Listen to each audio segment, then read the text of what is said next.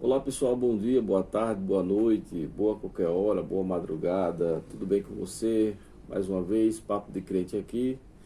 E vamos aqui, vamos em nome de Jesus. Eu quero aqui ler uma palavra de Deus antes de começarmos esse papo, falando das coisas de Deus, das coisas santas. O tema deste vídeo é Depois das Bolotas, não é? Mas antes, quero lhe agradecer pela sua vinda até este lugar. Se você veio a primeira vez até este canal e gostar desse conteúdo, dê um joinha para nós, nos ajudar. Curte, né? Se você não gostou do assunto também, pode falar, tá certo? Pode dar um negativo, mas deixa aí na descrição a sua posição a respeito do vídeo, tá bom? É um papo de crente, é um papo reto, objetivo. Somos cristãos conservadores aqui no canal e nossa intenção é trazer uma reflexão à luz da Bíblia, das Escrituras Sagradas, a respeito de vários tópicos, vários assuntos. É um canal diversificado, não é? Porém balizado nas Escrituras Sagradas. Eu já sou cristão há mais de 20 anos e com as experiências vividas, não é? Em vários departamentos, em minha igreja, eu venho aqui apresentar as experiências para passar para os demais, não é? E aí nós iremos compartilhando aqui com uns com os outros nossas experiências. Gosto muito quando você interage conosco, tá certo? E eu quero ler uma palavra da parte de Deus que se encontra lá em Apocalipse capítulo 20, versículo 11.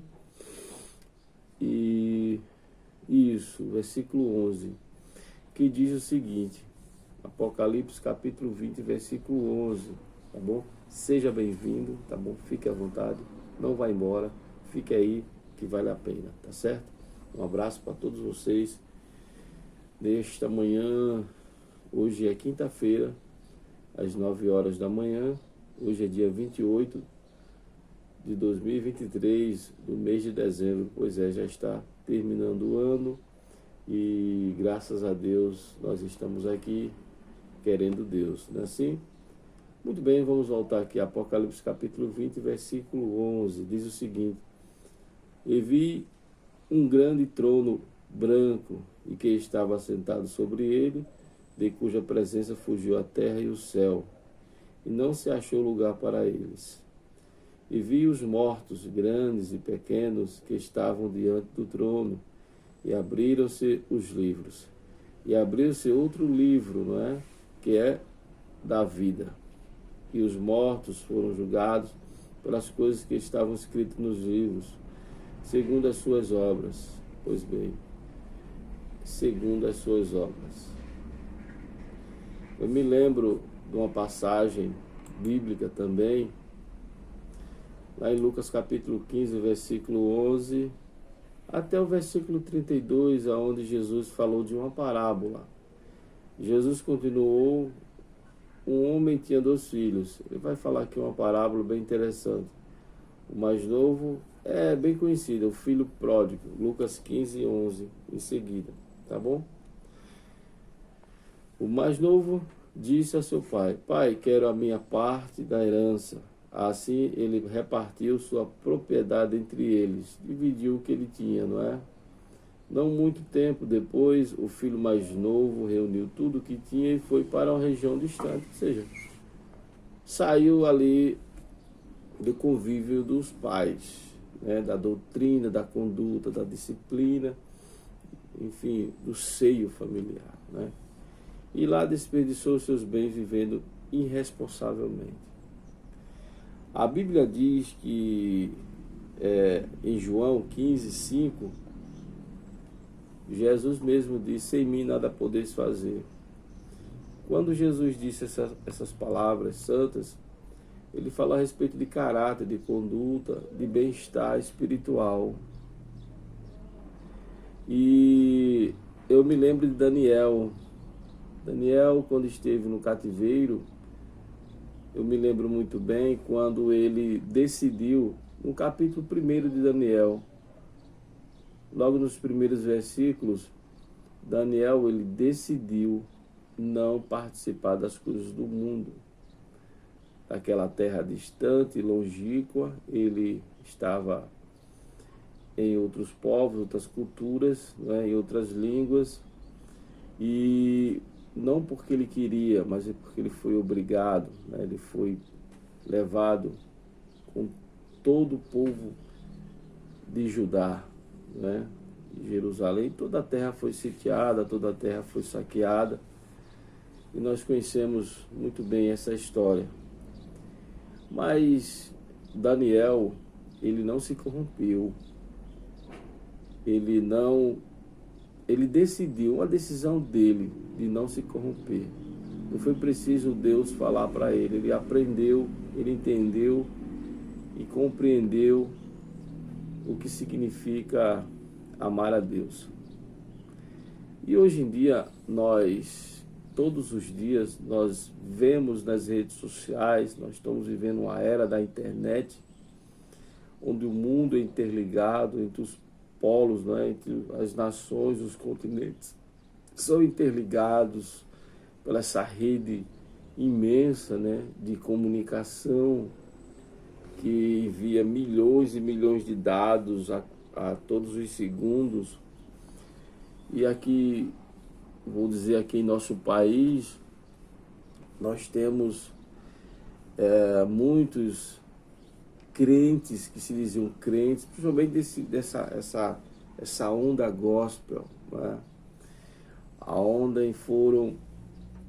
Nessa onda gospel, muitos jovens talentosos, cheios de dom de Deus, o dom de cantar, de louvar. Muitos nasceram em berços evangélicos, né?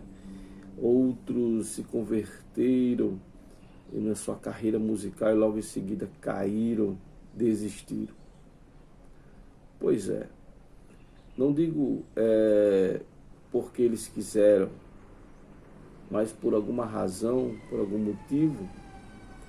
Então, nós percebemos que ser cristão não é fácil. Ser cristão não é fácil. Ser crente, separado, não é fácil. É preciso sacrifício, não é? E, biblicamente falando, não é novidade que muitos desistem da carreira cristã.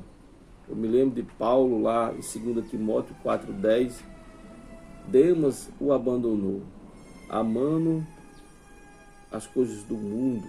Pronto. É uma decisão que se toma e ninguém pode fazer nada. Eu me lembro desses cantores famosos do Brasil, que hoje estão servindo ao mundo na promiscuidade, na iniquidade, né? E às vezes a gente fica naquela dúvida, será que realmente essa pessoa se converteu? Eu me lembro, né?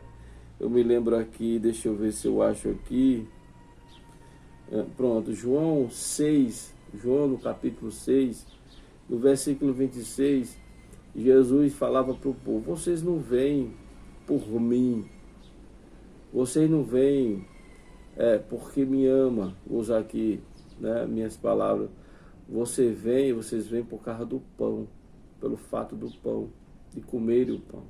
Então muitos são induzidos, né, muitos são aconselhados pelos pais ou por outros a seguir a carreira gospel, tendo em vista que, não estou dizendo todos, faz sucesso, né? Temos milhões de pessoas que são cristãs, tanto da igreja católica como das igrejas no geral, não é? Então, alguns vão nas emoções, outros vão pelo fato de não estar bem na carreira secular. Há vários fatores. Mas a questão é que esse povo não entende que o evangelho não é esse. Essa onda gospel, o evangelho é necessário de renúncia, sacrifício, amar a Deus sobre todas as coisas.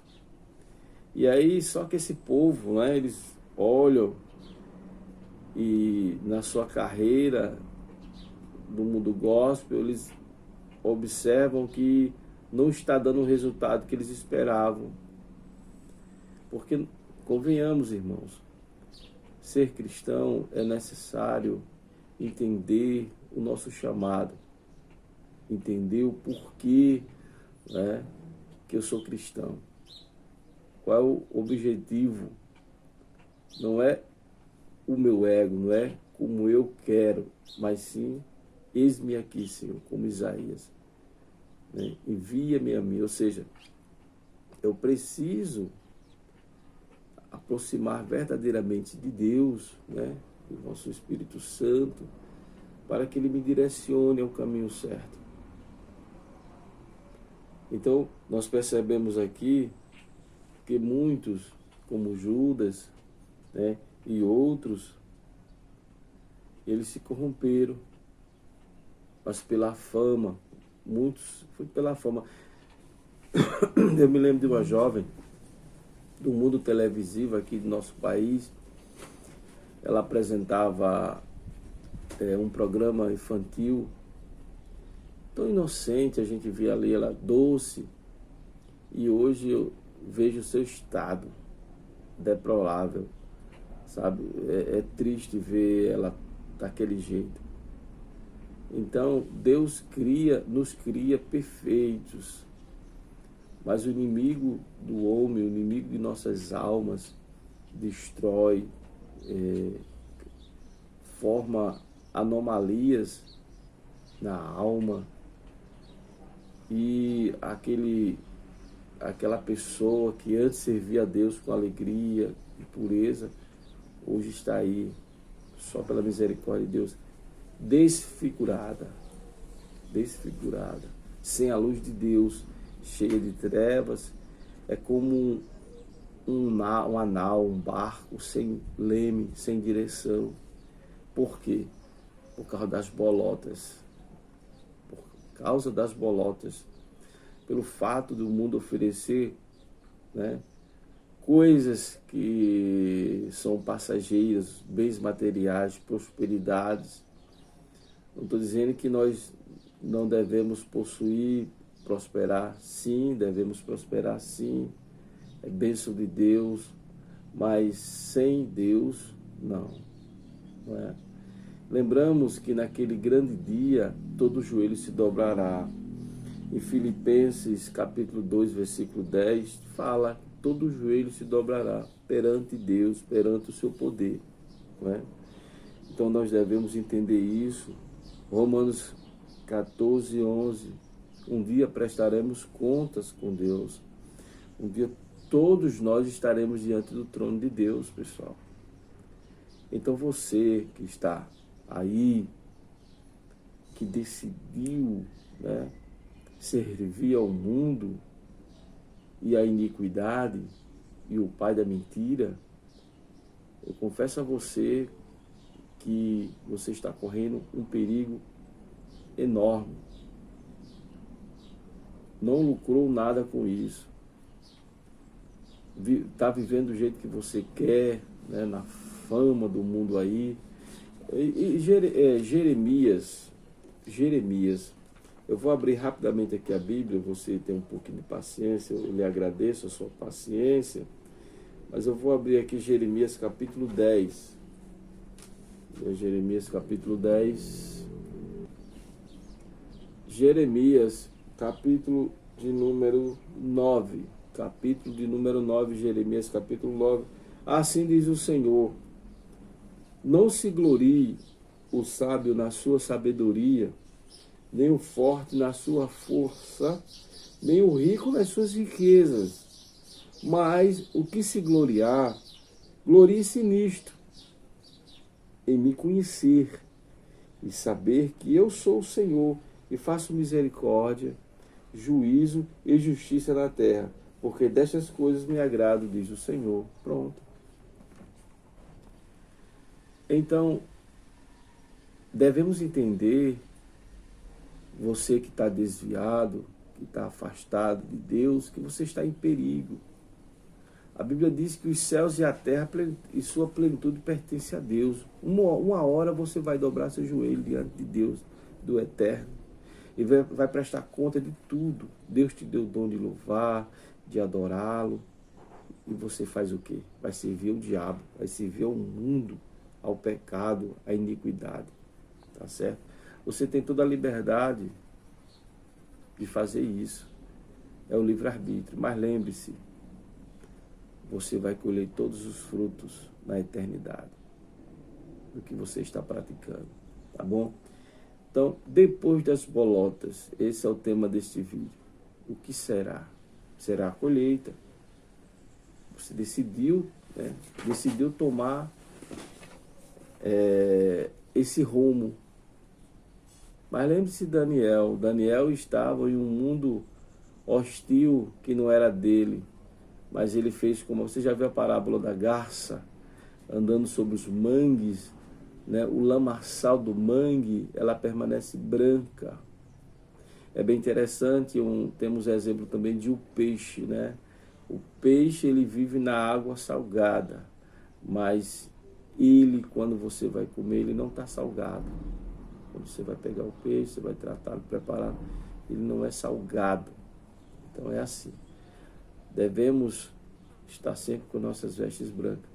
Então você crie juízo, volte para Deus, porque muita gente tola, nésia, esquece de um detalhe. O arrebatamento pode ser já. Só basta Deus tirar seu fôlego. Para você, ele já chegou. E acabe que esse negócio de achar que a vida é só essa, não é. E você que é afastado, desviado, você sabe disso.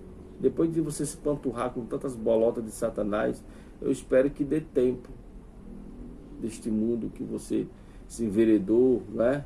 Se iludiu. Eu espero que dê tempo você se converter antes daquele grande dia, tá bom? Um abraço, Deus te abençoe mais e mais. Nos veremos em breve em nome de Jesus.